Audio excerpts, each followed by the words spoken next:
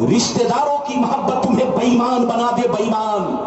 یاد رکھو جو دین سے غفلت برتے گا وہی نقصان میں ہے، وہی گھاٹے میں ہے، وہی خسارے میں ہے۔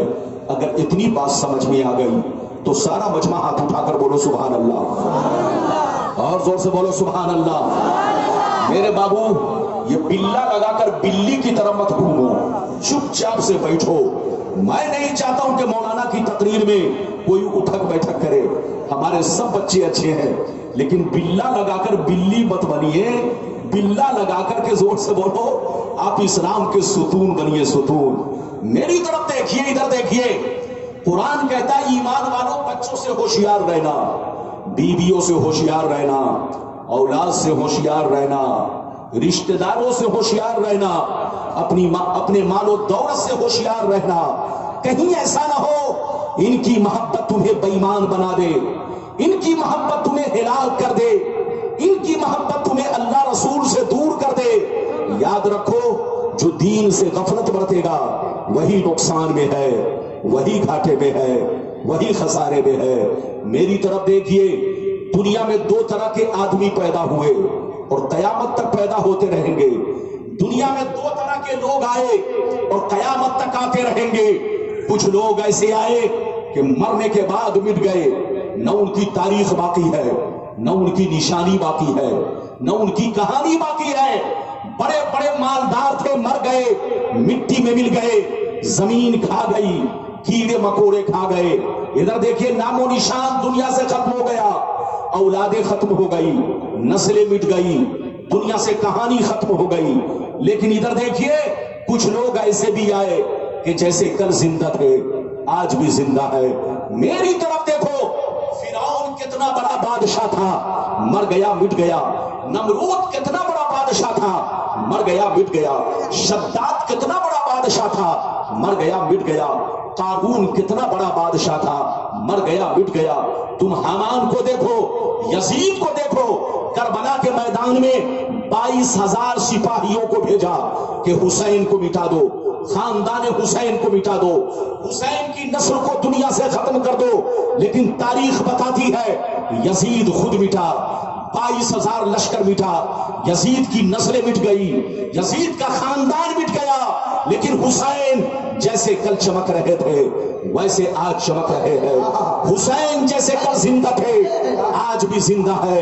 میری طرف دیکھو، جو شراب پی کر مرتا ہے وہ مٹا دیا جاتا ہے، جو جوا کھیل کے مرتا ہے وہ مٹا دیا جاتا ہے، جو عیاشی کر کے مرتا ہے وہ مٹا دیا جاتا ہے، جو اللہ رسول کا غدار ہو کر مرتا ہے وہ مٹا دیا جاتا ہے، جو اللہ رسول کی دشمنی میں مرتا ہے وہ مٹا دیا جاتا ہے۔ مگر قسم خدا جو نمازی ہو کر مرتا ہے، جو دین کا غازی ہو کر مرتا ہے، جو دین کا علم بردار ہو کر مرتا ہے، جو شریعت کا وفادار ہو کر مرتا ہے، جو اللہ رسول کے عشق میں مرتا ہے، وہ مرتا نہیں ہے، زمانے میں بھی زندہ رہتا ہے اور مرنے کے بعد مزار میں بھی زندہ رہتا ہے۔ مٹا دو اپنی ہستی کو اگر کچھ مرتبہ چاہو کہ دانا خاک میں مل کر گلے گلزار ہوتا ہے۔ یہ بتائیے میری بات سمجھ میں آ رہی ہے؟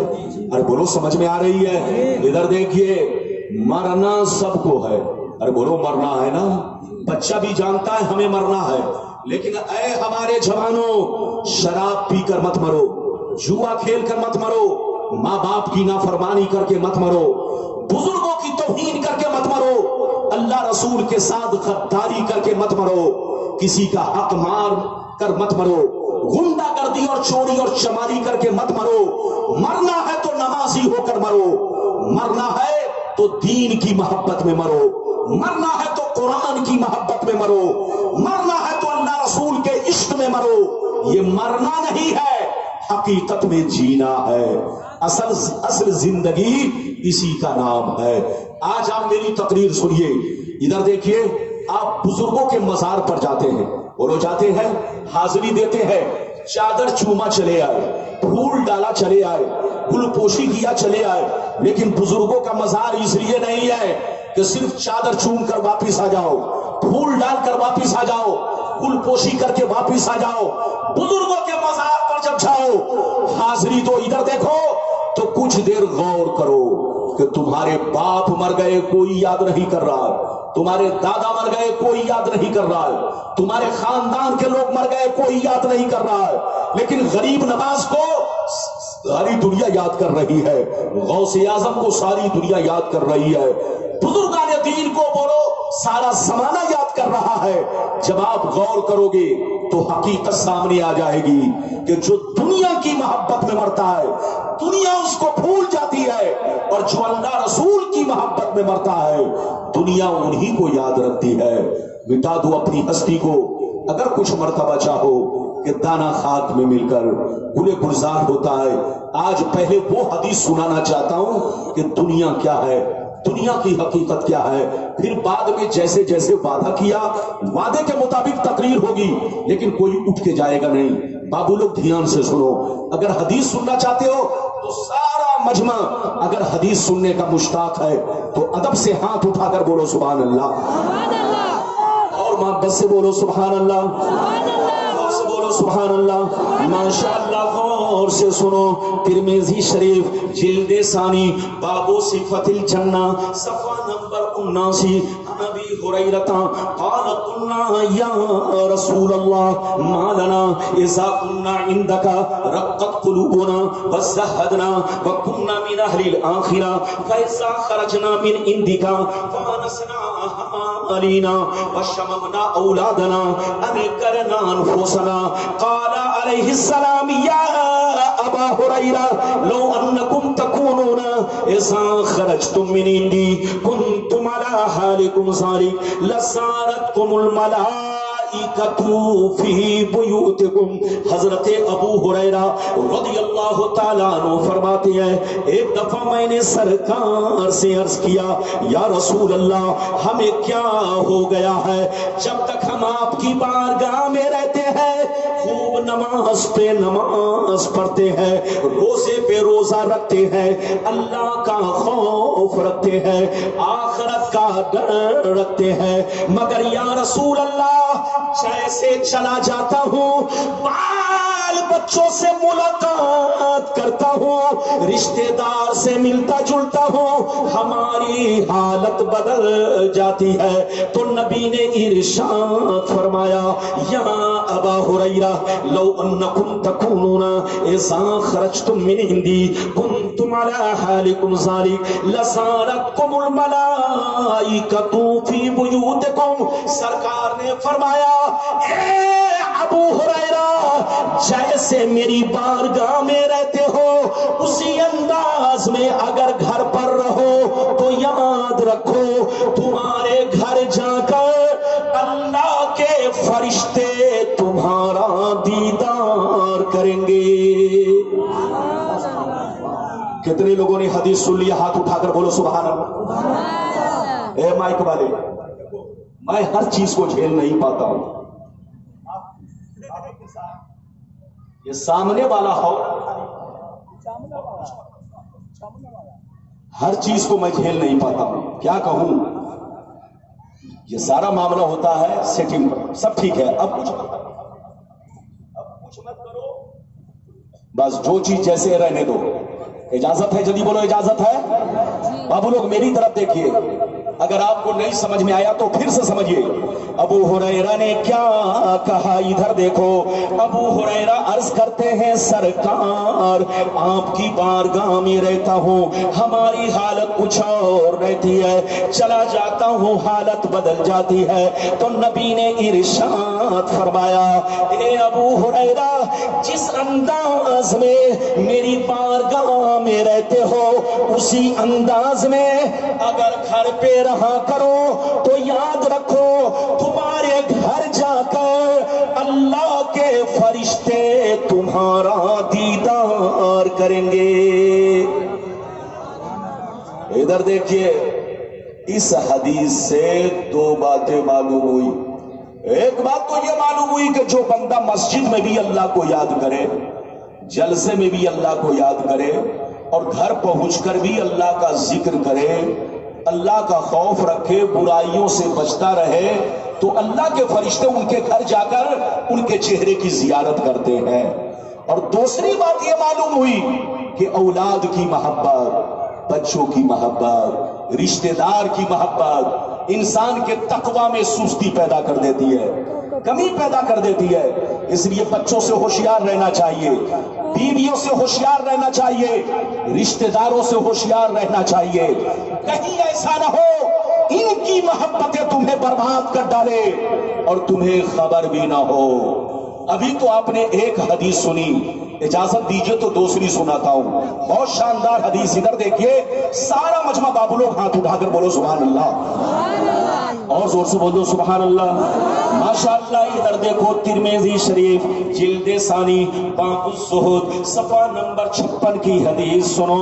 ان عبداللہ ابن مسعود قال قال رسول اللہ صلی اللہ تعالی علیہ وسلم لو كانت الدنيا تعدل عند الله جناح بعوضة ما سقى كافرا منها شربة ماء۔ حضرت عبداللہ بن مسعود فرماتے ہیں کہ نبی نے فرمایا اگر یہ دنیا اللہ کے نزدیک مچھر کے پر کے برابر ہوتی تو اللہ تعالیٰ کبھی کسی کافر کو ایک قطرہ بھی پانی نہیں دیتا۔ اللہ کسی بےایمان کو پانی کا ایک بوند بھی نہیں دیتا، مگر اللہ کے نزدیک دنیا بے قیمت ہے، اس کی کوئی حیثیت نہیں ہے۔ یہی وجہ ہے، سنیے دوسری حدیث میں اس طرح ہے، سنیے طبیعت مچل جائے گی۔ ادھر دیکھیے، نبی نے ارشاد فرمایا، آقا نے ارشاد فرمایا، بچے کو بیٹھائیے، آقا نے ارشاد فرمایا اللہ جس کو دوست بنا لیتا ہے، اللہ جس کو محبوب بنا لیتا ہے، اللہ جس کو ولی بنا لیتا ہے، اسے دنیا نہیں دیتا، اور اگر دیتا بھی ہے تو اپنی رضا کے لیے۔ ادھر دیکھیے، اگر اللہ تعالیٰ کے نزدیک دنیا کی اہمیت ہوتی تو غریب نواز کو بہت بڑا مالدار ہونا چاہیے۔ ادھر دیکھیے، غوث اعظم کو بہت، ادھر دیکھیے، مالدار ہونا چاہیے۔ جتنے اللہ والے گزرے سب کو ارب پتی کھرب پتی ہونا چاہیے، لیکن معاملہ برعکس ہے۔ جو گنڈا ہے وہ زیادہ مالدار ہے، جو کافر و مشرک ہے وہ زیادہ مالدار ہے، جو جتنا بڑا بے ایمان ہے وہ اتنا زیادہ مالدار ہے، لیکن جو اللہ کے نیک بندے ہیں وہ غربت کی زندگی گزارتے ہیں۔ یہ ہے دنیا، اسی کو پہچاننا ہے۔ اللہ جس کو دوست بنا لیتا ہے اسے دنیا نہیں دیتا، اور اگر کسی کو دیتا بھی ہے تو مرغا کھانے کے لیے نہیں، 22 لاکھ کی گاڑی سے چلنے کے لیے نہیں، ایئر کنڈیشن مکان بنانے کے لیے نہیں، بلکہ اللہ اس لیے دیتا ہے تاکہ غریبوں کی خدمت کرے۔ اللہ اس لیے دیتا ہے تاکہ مخلوق کی خدمت کی جائے۔ اللہ اس لیے دیتا ہے تاکہ غریبوں کے آپ کام آئے۔ اللہ اس لیے دیتا ہے تاکہ دین کا کام کرے، دین کو روشن کرے۔ اجازت دیجئے تو ایک بڑا اچھا واقعہ سناؤں، پھر حدیث سناتا ہوں۔ اجازت ہے؟ زور سے بولو اجازت ہے۔ میری طرف دیکھو، دو بزرگ تھے، ادھر دیکھیے، اعلیٰ حضرت نے اعلیٰ حضرت کی کتاب ملفوظات شریف کے حصہ اول کے صفحہ نمبر 94 پر یہ واقعہ 94 اور 95 پر نقل ہے۔ ادھر دیکھیے، ملفوظات اعلیٰ حضرت میں یہ واقعہ موجود ہے۔ دو بزرگ تھے، ادھر دیکھیے، دونوں میں بڑی گہری دوستی تھی۔ ایک بزرگ دریا اس پار اور دوسرے بزرگ دریا اس پار رہتے۔ اس پار والے بزرگ نے ایک دفعہ اپنے ہاتھ سے بہت شاندار کھیر بنائی۔ کیا بنائی؟ زور سے بولو۔ بہت شاندار کھیر بنانے کے بعد اپنے مرید کو بلایا، کہا بیٹا ادھر آؤ، میں نے کھیر بنائی ہے، ایسا کرو دریا اس پار چلے جاؤ، ایک میرا دوست دریا اس پار رہتا ہے، اسے جا کر میرا سلام کہنا اور میری طرف سے یہ کھیر ان کو پیش کر دینا۔ غور سے سنیے، مرید بڑا ہوشیار تھا۔ مرید کیا کہتا ہے؟ سنیے، مرید کہتا ہے حضور آپ کا حکم سر آنکھوں پر۔ کیا کہا؟ زور سے بولو۔ حضور آپ کا حکم سر آنکھوں پر، مگر دریا کیسے پار کروں گا؟ نہ کشتی ہے نہ ملاح ہے، پانی ہی پانی ہے، نہ کشتی ہے نہ کوئی ملاح ہے، دریا کیسے پار کروں گا؟ تو اللہ والے نے کہا اے بیٹا سن لو، جب دریا کے کنارے جانا تو دریا سے اتنا کہنا، اے دریا مجھے اس آدمی نے بھیجا ہے جو آج تک اپنی बीवी से मुलाकात नहीं किया है। क्या कहा? मुझे उस आदमी ने भेजा है जो आज तक अपनी बीवी से मुलाकात नहीं किया है। ये आदमी जैसे सुना तो परेशान हुआ, कहा या अल्लाह, हजरत की शादी हो गई है, हजरत साहिब औलाद है और फरमा रहे हैं कि आज तक बीवी से मुलाकात नहीं किया। बात तो समझ में नहीं आई, मगर अल्लाह वाले का हुक्म था। दरिया के किनारे पहुंच गए, कहा है दरिया, मुझे उस शख्स ने भेजा है जो आज तक अपनी बीवी से मुलाकात नहीं किया, उनका हुक्म है कि रास्ता दे दे। जैसे इतना कहा, दरिया का पानी छटा, रास्ता क्लियर, ये उस पार पहुंचे। गौर से सुनिए, जैसे उस पार पहुंचे तो क्या देखते हैं, एक दुबला पतला कंबल पोश अल्लाह का वली मुराकबे में है। जैसे करीब पहुंचेगा, अस्सलाम वालेकुम। उन्होंने कहा वालेकुम सलाम, तुम कौन हो, कहां से आए हो? कहा सरकार, आपके दोस्त ने मुझे खीर देकर भेजा है, आपको सलाम अर्ज किया है और आपके दोस्त ने आपके लिए तोहफे में खीर बनाकर पेश किया है। जैसे दोस्त का सलाम सुना, आपने जवाब दिया और फरमाया अच्छा लाओ, देखता हूं मेरे दोस्त की खीर कैसी है। आपने हाथ धोया, बिस्मिल्लाह किया और खीर खाने लगे। जब खीर खा चुके तो जो खीर लेकर गया था वो कहता, हजरत इजाजत दीजिए ताकि मैं अपने मंजिल को लौटूं। तो हजरत ने मुस्कुराकर कहा जाओ, इजाजत है। वो नौजवान रोने लगा, कहा सरकार आ तो गया मगर जाऊं कैसे? दरिया लबालब है, बरसात का मौसम है, हर तरफ पानी है, न कश्ती है न मल्लाह है, आखिर हम दरिया कैसे पार करेंगे? तो उस बुजुर्ग ने क्या कहा, आप सुनिए। उस बुजुर्ग ने फरमाया, ऐ बेटा सुन ले, अब दरिया के किनारे जाना तो दरिया से ये कहना कि मुझे उस आदमी ने भेजा है जो 30 बरस से कुछ भी नहीं खाया है।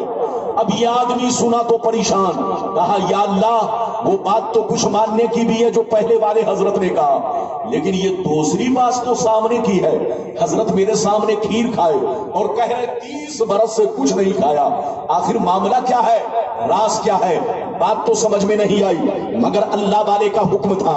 दरिया के किनारे पहुंच गए, कहा दरिया, मुझे उस शख्स ने भेजा है जो 30 बरस से कुछ भी नहीं खाया है, उनका हुक्म है कि रास्ता दे दे। जैसे इतना कहा, दरिया का पानी छटा, रास्ता क्लियर। जैसे ये इस पार पहुंचे, गौर से सुनिए, जैसे ये इस पार पहुंचे तो देखते क्या है, वही बुजुर्ग जिन्होंने खीर देकर भेजा था, ये इस पार खड़े होकर मुस्कुरा रहे हैं। जैसे करीब पहुंचे, अस्सलाम वालेकुम।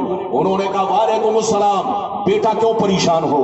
कहा सरकार, परेशान करने वाली बात तो है, आपकी शादी हो गई है, आप साहिब औलाद हैं, आपने फरमाया आज तक बीवी से मुलाकात नहीं किया। उन्होंने मेरे सामने खीर खाई और कह रहे 30 साल से कुछ नहीं खाया, ये परेशान करने वाली बात नहीं है तो क्या है? तो हजरत ने कहा बेटा कान खोलकर सुन ले, मेरा मकसद तुमको परेशान करना नहीं है, मेरा मकसद तुम्हारी आंखों से पर्दा हटाना है, मेरा मकसद तुमको बुजुर्गों की जिंदगी को बुजुर्गों की जिंदगी की पहचान कराना मकसद है। ऐ बेटा कान खोलकर सुन ले, मुझको शादी की जरूरत नहीं थी, मुझको बच्चे की जरूरत नहीं थी, मुझको बीवी की जरूरत नहीं थी, लेकिन ये काम मैंने इसलिए किया ताकि नबी की सुन्नत अदा हो जाए, अल्लाह की रजा हासिल हो जाए। और सुन लो, उस फकीर को खीर खाने की जरूरत नहीं थी, लेकिन 30 बरस के बाद उसने थोड़ी सी खीर इसलिए खा ली ताकि बदन में कुछ ताकत आ जाए और हम अल्लाह की इबादत करते रहे, अल्लाह को सजदा करते रहे। तो ऐ बेटा कान खोल कर सुन ले, जो नफ्स का गुलाम बन जाता है वो हर काम अपने लिए करता है, और जिसका नफ्स गुलाम बन जाता है वो हर काम अल्लाह के लिए करता है, मौला की रज़ा के लिए करता है, उसकी खुशनुदी के लिए करता है। ऐ बेटा, इंसान वली उस वक्त तक नहीं बनता जब तक कि अपना हर काम अल्लाह की रजा के लिए न करे, जब तक कि अपनी जिंदगी को अल्लाह के सुपुर्द न कर दे, जब तक कि अपना हर मामला अल्लाह के हवाले न कर दे, इंसान विलायत का ओहदा नहीं पा सकता। इजाजत दीजिए तो कुरान की आयत सुनाऊं फिर हदीस सुनाऊं, इजाजत है? लेकिन लगता है कि आप लोगों को नींद आने लगी। अरे बोलो, नींद तो नहीं आ रही है। मौलाना रब्बानी का कसूर नहीं, जैसा आपका मजमा वैसी तकरीर। अरे बोलो जैसा देश वैसा भेष। इजाजत है तो इजाजत है तो मैं कुरान की आयत सुनाऊं, बच्चे को पकड़ के बैठाइए, फिर हदीस सुनाता हूं। सारा मजमा बाबू लोग हाथ उठाकर बोलो सुभान अल्लाह, और जोर से बोल दो सुभान अल्लाह। इधर देखो कुरान कहता है, इधर देखिए कुरान का इरशाद सुनिए।